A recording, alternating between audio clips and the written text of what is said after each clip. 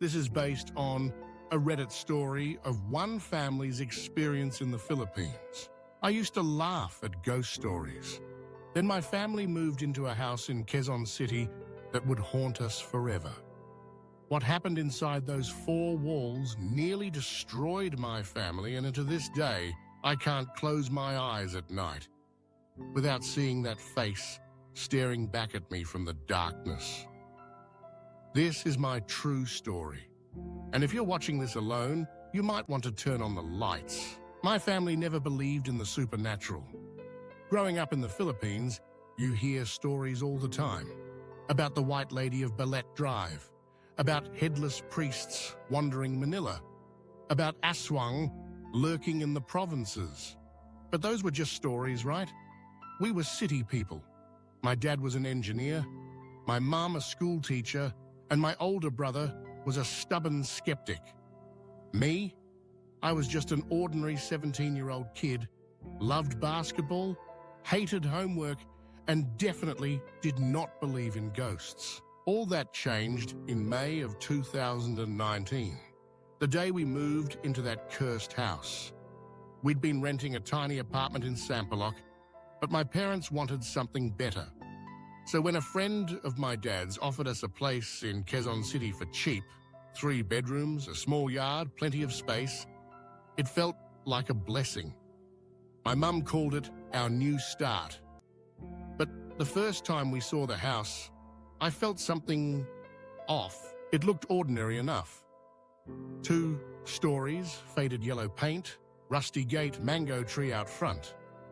But as we unloaded our things, I noticed how quiet the street was. No kids playing, no vendors calling out. Even the birds seemed to avoid the place. My brother joked, "Uy baka, haunted too." We all laughed. I wish we hadn't. The first night was when the house introduced itself. We were all exhausted after moving. Boxes everywhere, furniture half assembled, clothes still in bags.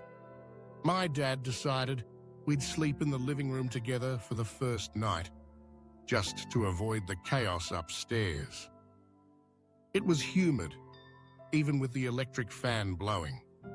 The kind of sticky heat that makes you want to peel off your own skin. Sometime around midnight, I woke up suddenly. No noise, no nightmare, just a cold, crawling sensation on my feet. I sat up, blinking in the darkness, and saw my slipper, my left tsinellas, slide across the tile floor, slowly, as if being pulled by an invisible hand. I thought I was dreaming. I grabbed my phone, shone the flashlight, and watched, eyes wide, heart pounding, as the tsinellas moved again, inch by inch, toward the hallway. I looked around. Everyone else was asleep, snoring gently. I tried to whisper, "Kuya, wake up!" but my throat felt locked. Then I saw it. Outside the open window, just beyond the iron bars, a faint orange glow flickered. A ball of fire, San Telmo, drifting lazily through the still night air. It hovered for a second, then vanished. My slipper stopped moving. The next morning, I blamed it on exhaustion. Maybe I'd kicked the tsinellas in my sleep. Maybe the light was a passing motorbike, but deep down, I knew something wasn't right. The next few weeks were full of small, strange moments. At first, it was just noises, creaking floorboards, taps that turned on by themselves, the sound of footsteps upstairs when no one was there. My mum said the house was settling. My dad shrugged it off. My brother rolled his eyes. But then came the whispers. At night, as I lay in bed, I'd hear soft voices outside my window. Not Tagalog, not English, something in between, almost a hiss. I tried plugging my ears with headphones. I tried sleeping with the lights on. Nothing helped. Then my little cousin came to visit one weekend. He was only 6, a hyperactive ball of energy.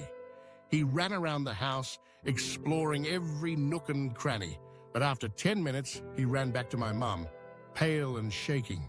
Tita, may matanda po sa taas. Ayaw niya ako doon. Auntie, there's an old man upstairs. He doesn't want me up there. There was no old man in the house. One night, everything escalated. I was up late studying for an exam. The rest of the house was dark and silent, except for the faint hum of the fridge. I sat at the dining table, textbooks spread out, when I heard footsteps in the hallway. Heavy, dragging, much too slow to be my brother. I peered around the corner, half expecting to see my dad, but the hallway was empty. Then, out of the corner of my eye, I saw the doorknob to the upstairs bedroom begin to twist. Ever so slightly, I froze. It kept turning, slowly, back and forth, as if someone was struggling with the lock from the other side. Then a whisper. Pagbukas mo, makikita mo ako. Open the door, and you'll see me. My skin went ice cold. I grabbed my phone and called my brother. He groggily answered, annoyed, until he heard the terror in my voice. He came downstairs with a baseball bat. But when we opened the bedroom door, nothing. No one there, just a faint, rotten smell, like something dead and wet had been dragged through the room. Word spread among our relatives. My Lola, a deeply superstitious woman, insisted the house was may dalang sumpa, cursed. She came over with holy water, rosaries, and a packet of salt. That night, after Lola sprinkled salt in every corner and hung rosaries over every door, things got worse. Around midnight, my brother and I both woke up, gasping for air. The room felt suffocating, the air thick and heavy. We sat up and saw, through the window, 3 floating balls of fire outside the house. They moved together, dancing in the dark, flickering like living things. Then, as we watched, the lights turned blue, then green, then vanished. My Lola prayed harder, but she looked afraid. Sleep became impossible. Every night brought new horrors. Sometimes it was the sound of fingernails scratching the walls. Sometimes it was the slow, deliberate creak of doors opening by themselves. But the worst was the shadow. It started as a flicker in my peripheral vision, tall, thin, hunched over. But then, as the nights dragged on, I saw it more clearly. It would stand at the end of the hallway, staring, unmoving. No face, just a black void. And if you blinked, it would be closer and closer. One night, I dared to whisper, "What do you want?" The shadow's head tilted, almost curious. Then it vanished. And for the first time, I felt true, bone-deep terror. We tried everything.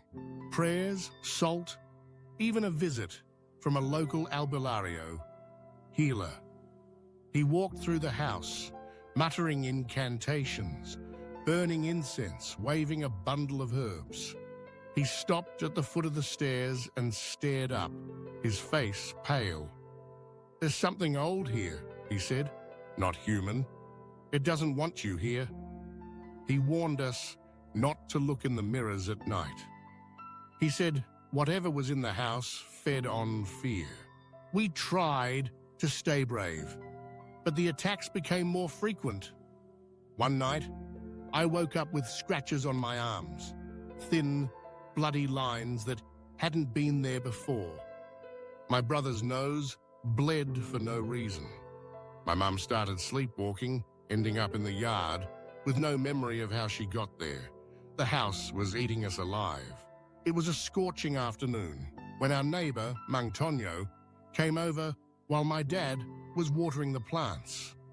He was an old man, sharp-eyed and always silent. But today, he looked restless. "Diyan ba kayo nakatira ngayon?" he asked, glancing nervously at our house. Dad nodded. Oh, bakit po? Mang Tonyo wiped his brow. Yung bahay na yan, maraming kwento dyan noon pa. Bago pa kayo, may pamilya ring tumira riyan. Hindi nagtagal. Lumayas rin. Sabi nila may nangyayari sa gabi. May mga naririnig. May nakikita. That house, it's had stories for years. Before you, another family lived there. They didn't last. They left quickly, said things happened at night, heard things, saw things. Dad brushed it off with a nervous laugh, but I could see the doubt in his eyes. That night, as I lay awake, I wondered how many others had lived through the same horrors. How many had left without telling their stories. It all came to a head one night when the thing in our house decided to show itself in the most terrifying way. I was asleep, sweat soaking my shirt, when I heard a guttural sound from my parents' room. At first, I thought my dad was snoring, but then came a long, animalistic growl. Nothing human. I ran to their room and found my mum on the floor, her body twisted, her eyes rolled back white, mouth open in a silent scream. My dad was holding her, shaking and shouting for her to wake up. Her body jerked and spasmed as if she was being pulled by invisible strings. "Ma!" I screamed. "Mama!" But she didn't hear me. Instead, a voice came from her lips, deep, raspy, and not hers. "Hindi kayo alis dito. Akin na to. You won't leave. This is mine now." My dad sobbed, clutching her. My brother began to pray out loud, trembling, but the words sounded hollow. Suddenly, my mum's hand shot out and grabbed my arm, her grip ice cold. I felt a shock shoot up my spine, and for a second, the whole world went black. When I woke up, it was morning. My mum was asleep, pale and weak. She didn't remember a thing, but on her arm was a bruise, shaped like a handprint. The days blurred into a nightmare. None of us slept anymore. We moved together like zombies, eyes ringed red, terrified of nightfall. Then came the scream. It was 3 a.m, the house silent, except for the ticking clock in the kitchen. Suddenly, a scream shattered the silence, high-pitched, echoing from everywhere and nowhere at once. We all rushed to the stairs, nearly tripping over each other. The sound was coming from upstairs, from the small storage room we used for old boxes. My dad, against all sense, ran to open the door. Inside, the temperature dropped instantly. My breath came out in puffs, like standing inside a freezer. Shadows flickered on the walls, dancing wildly, and there in the center of the room was a dark shape, a hunched old man with hollow eyes, mouth stretched wide in a scream that no human throat could make. He looked at us, lifted one bony finger and pointed directly at me. I couldn't move, I couldn't breathe. Then, as if sucked by a giant vacuum, the shape vanished. The temperature returned. The scream stopped. My dad slammed the door shut and nailed it with a piece of wood. That room stayed locked for the rest of our time in that house. After that, my parents knew we had to leave. But the house wasn't done with us yet. Our last night there, we packed our things in silence, jumping at every creak, every shift of shadow. We slept together on the living room floor, determined not to be alone. At exactly midnight, the house shook. It started as a low rumble, like a distant earthquake, but grew until the walls seemed to tremble, the windows rattling in their frames. Then the lights flickered out, plunging us into darkness. From every direction came voices, hundreds of them, whispering in languages I'd never heard. Some were crying, some were angry, some sounded like children laughing. And then came the footsteps, heavy, slow, stomping through every room at once. I gripped my brother's hand. my heart racing so hard I thought I might die.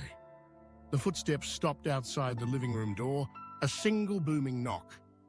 Then silence. My dad whispered a prayer, voice trembling, and we all huddled together, waiting for the sun.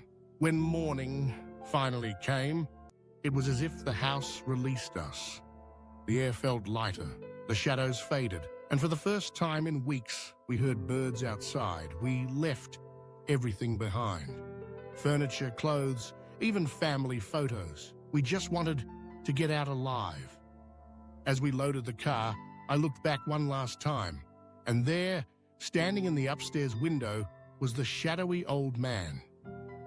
He watched us drive away, his face unreadable, and I knew I would never set foot in that house again. We moved in with relatives, grateful just to be free.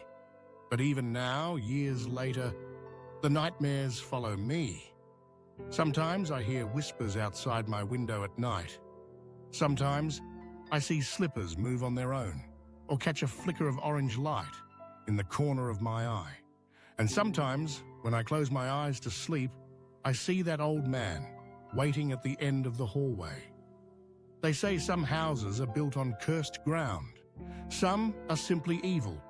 All I know is if you ever find yourself looking for a cheap house in Quezon City and the street is a little too quiet, the walls a little too cold, don't laugh at the ghost stories, because that house is waiting for someone new. That was the family's terrifying story. I hope you never have to live through what they did. But if you ever hear a slipper sliding on the floor when you're alone, or see a ball of fire outside your window, get out before it's too late. Do you think you could last as long as that family did? I know I couldn't. I'd be gone the first night it happened. This is Truth is Terror. Don't forget to subscribe for more real-life nightmares. Until next time, sleep well, if you can.